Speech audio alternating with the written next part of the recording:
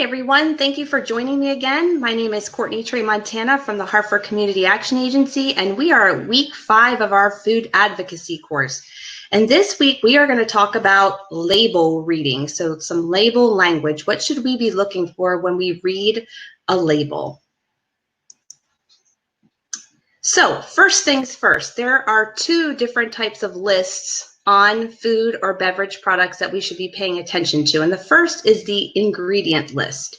So we want to know what is actually in the product. So what is in the product? And that could be important for many reasons. Perhaps you have allergies, you have dietary restrictions, but also to help you make some better choices. And if you have allergies, it is important to read the label, as I'm sure you know. And by law, there are specific allergens that must be noted. So that's pretty important for people's lives, and also other reasons, just because it's important to know what you are putting into your body. Finally, how are ingredients listed? So they are actually listed in weight in descending order. So whatever occurs most in the product is going to be listed first. Okay? So it's important to be able to read down the list too. So not just reading the first or second ingredient, but reading most of the ingredients, because sometimes an ingredient can appear multiple times in an ingredient list, but under a different name. So for example, if we are paying attention to sugar, we want to know how much sugar is in a product. We want to know that an item might just not be listed as the word sugar, as plain as that. So it could be listed as high fructose corn syrup, brown rice syrup, honey molasses. Any of those ingredients that end in OSE, like fructose, glucose, sucrose, those are all types of added sugar. So we want to be sure that we are paying attention to extra sugar in products. And so they could appear multiple times. And if it appears more than once, then we can pretty much know that it's probably high in sugar. The same is for sodium. So I like to call these buzzwords. So sodium might be listed as salt or brine or baking soda. And then as far as fats, they could be listed as lard, hydrogenated oil, or shortening. So we want to be sure to read past those first couple ingredients so we can really get a good idea of what is in a product. The next type of list or label that we want to pay attention to is going to be our nutrition fact label. So everyone uses it differently for different reasons. Maybe you want to limit sugar, maybe you want to limit sodium, maybe the fat content. So we all have different reasons for wanting to read the label, but the point is we should be reading it. So there's things that we want to get less of, which is what I just mentioned, but there's also items that we might want more of, and those would be nutrients like vitamins, minerals, and fiber.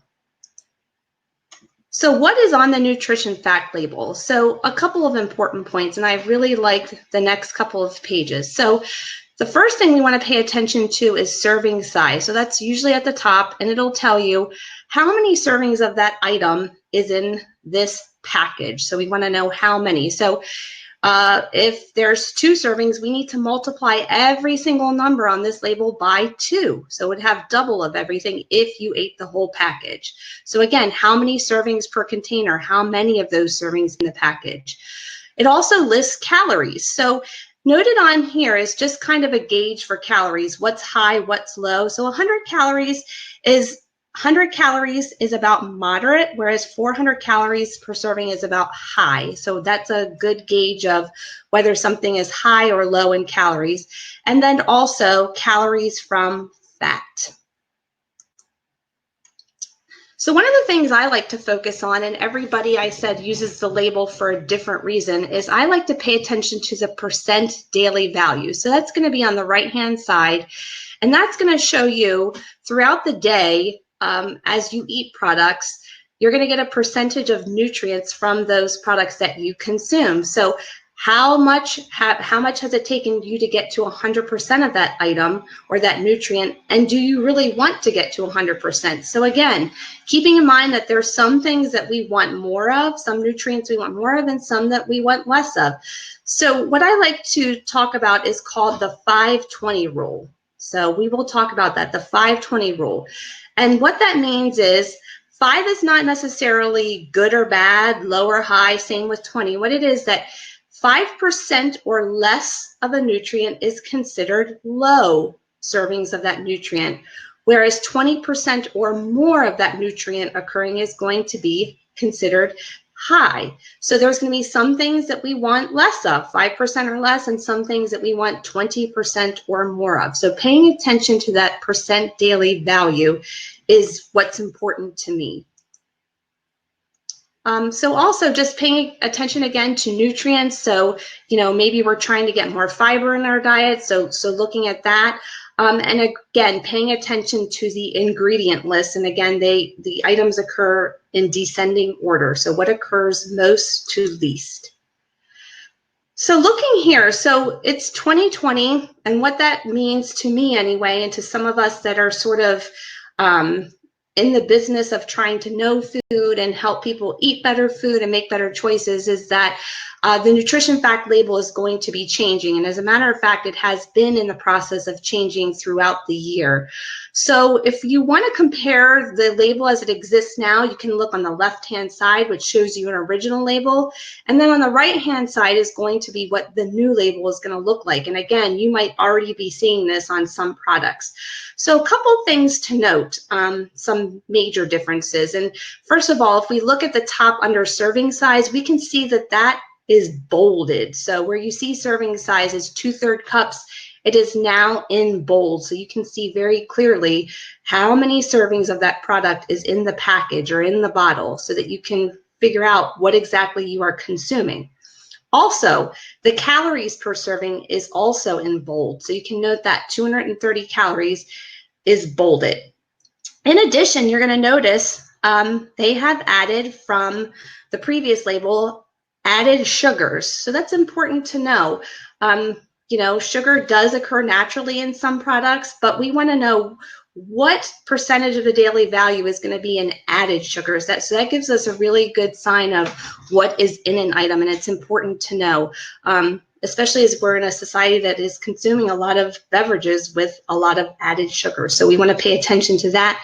And again, some of the vitamins and minerals have changed. So as our diets change, we are looking for more or less of vitamins and minerals. And so some of those have been changed if you pay attention to that. So just knowing that the label is changing, and many of them have changed already. So here's 10 healthy snacking tips. I'm not going to read through all of them, but you can take your time to. The important point that I'd like to share with everyone is when you're eating a snack, you want to try to consume 2 food groups with that snack. So for example, if you're going to have cheese, maybe you have a whole wheat cracker. If you're going to have yogurt, maybe you add some apple slices. So here's some ideas on some healthier snacking tips. And also, like I said, I always like to encourage people to eat from 2 food groups when you eat a snack, and try to keep it below, like 400 calories or so, because we want to be on the lower side if it is a snack, and just being mindful of portion size. So this week, we are going to look at a recipe demo for a veggie wrap, and I like this because it has a variety of items from all the different food groups, or from at least most of the food groups. Also, it's a very flexible recipe. So if you don't like some of the items in them, you can leave them out or add different items depending on what's seasonal, what's available. But it's a really economical wrap. You can eat it as a snack if you eat a half portion. You can eat it as a meal if you want to add maybe some more protein. So it's a very flexible recipe. So enjoy as you watch us make a veggie wrap.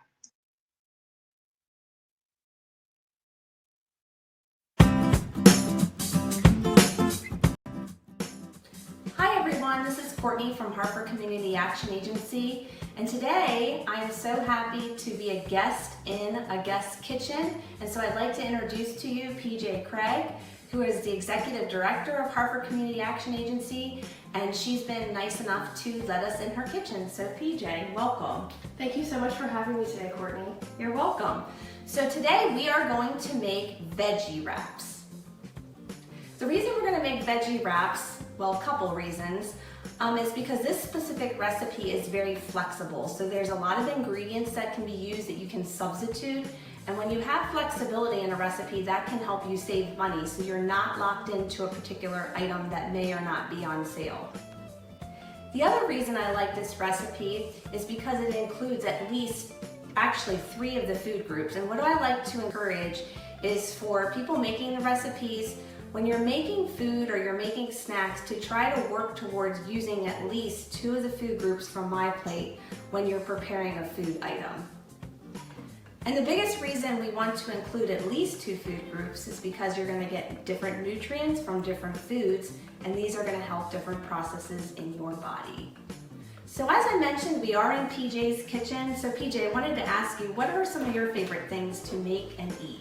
Some of my favorite things to eat are anything that has fresh vegetables or fresh fruit. I love smoothies in the morning. I love a salad for lunch. I love any kind of wrap.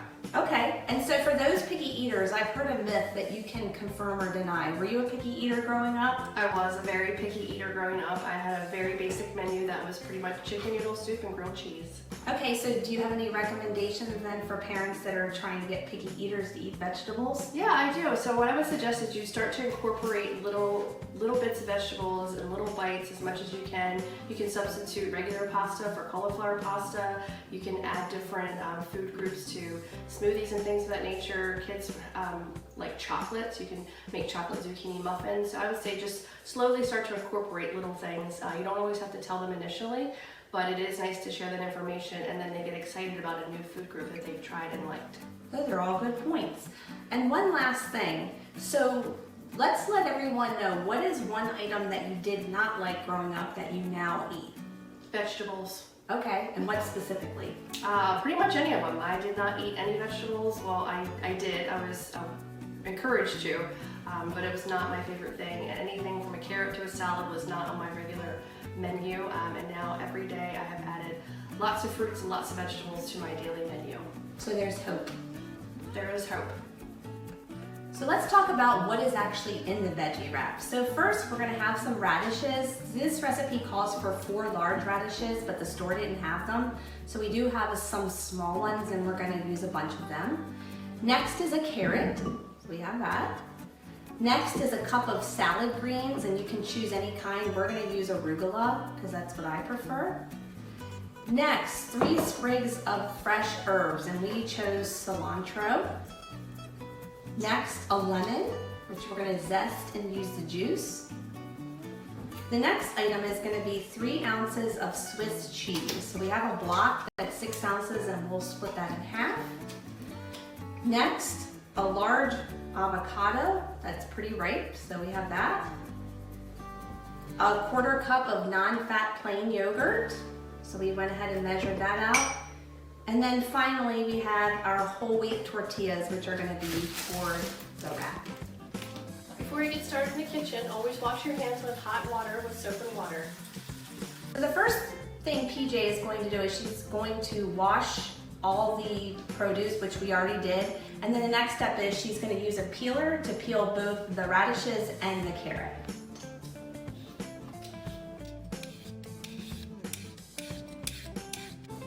Now that all the radishes and carrots are peeled, PJ is going to take leaves off the sprigs of cilantro and tear them into small pieces.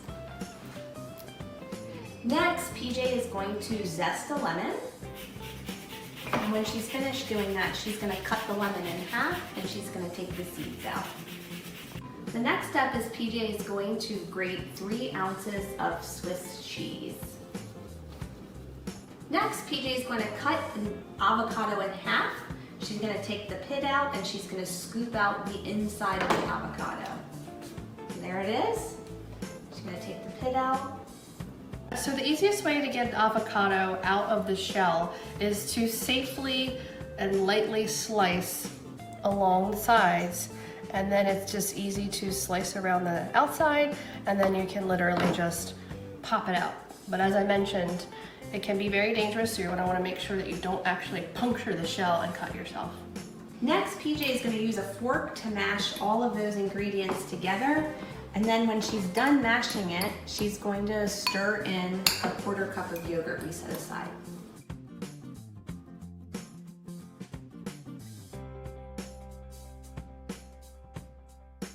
And for a finishing touch with this mixture, PJ is going to squeeze some fresh lemon juice on top. Look out for seeds. So next you're going to take 3 tortillas and microwave them for 30 seconds or as long as you need to.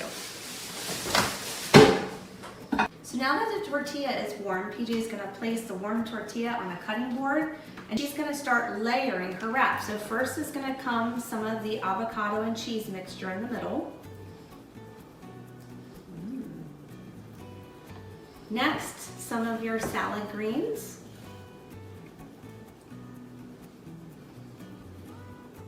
Yummy. And lastly, the carrot and radish mixture. And then she's going to roll it up. And lastly, if you want, you can squeeze some more lemon juice on top. And then another alternative, if you'd like, is you can always add roasted turkey or some sort of chicken, some sort of poultry if you'd like more protein.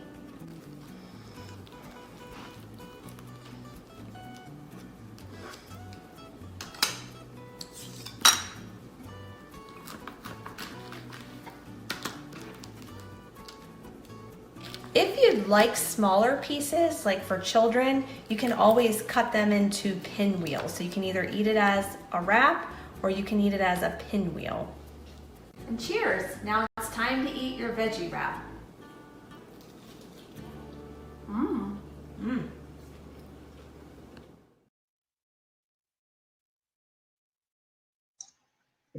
Hi, we're back. Hope you enjoyed the making of the veggie wrap. It is absolutely delicious. So moving on, as I shared in some of our other classes together, I always like to tie in our lesson with a reading of a story. And one of my absolute favorite stories to read and to listen to with my own children has been The Very Hungry Caterpillar. So let's listen to the story of The Very Hungry Caterpillar by Eric Carle.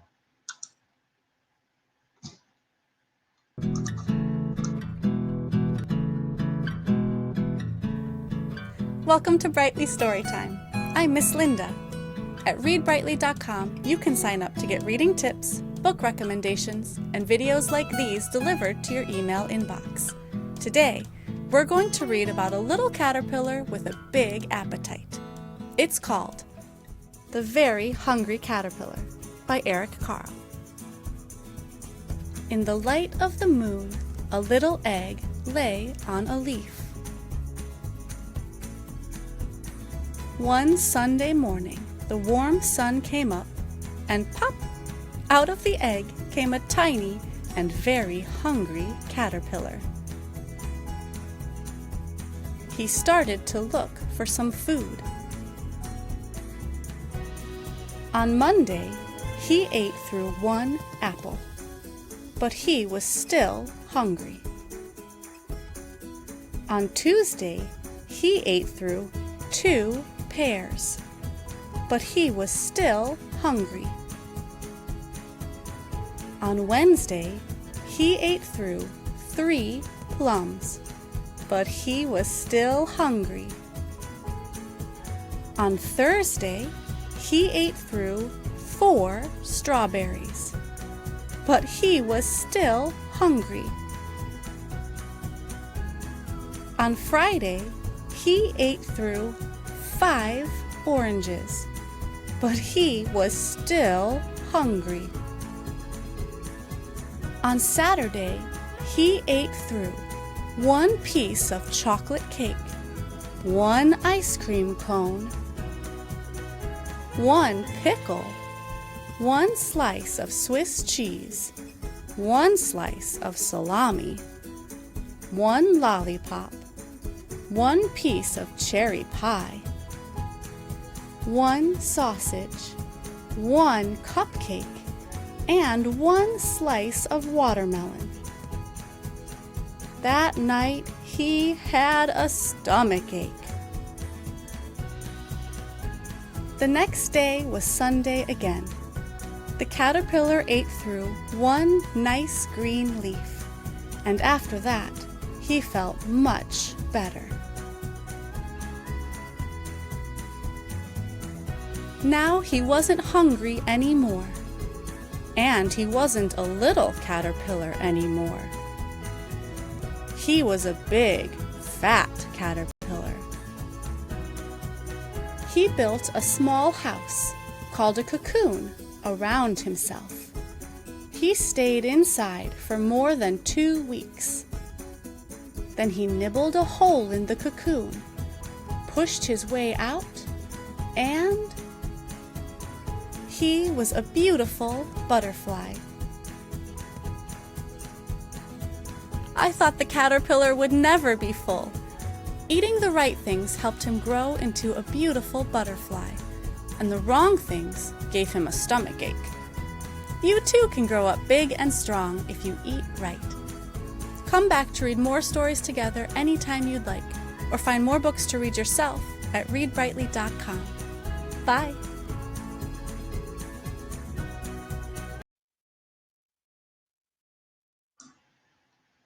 Hi, welcome back. And thank you for joining us for the reading of The Very Hungry Caterpillar. That's a really good book. So going over the ingredient list and some things that we should be looking for again. So we want to be looking for the buzzwords for sugar, sodium, and fat. So those other words that aren't directly those words.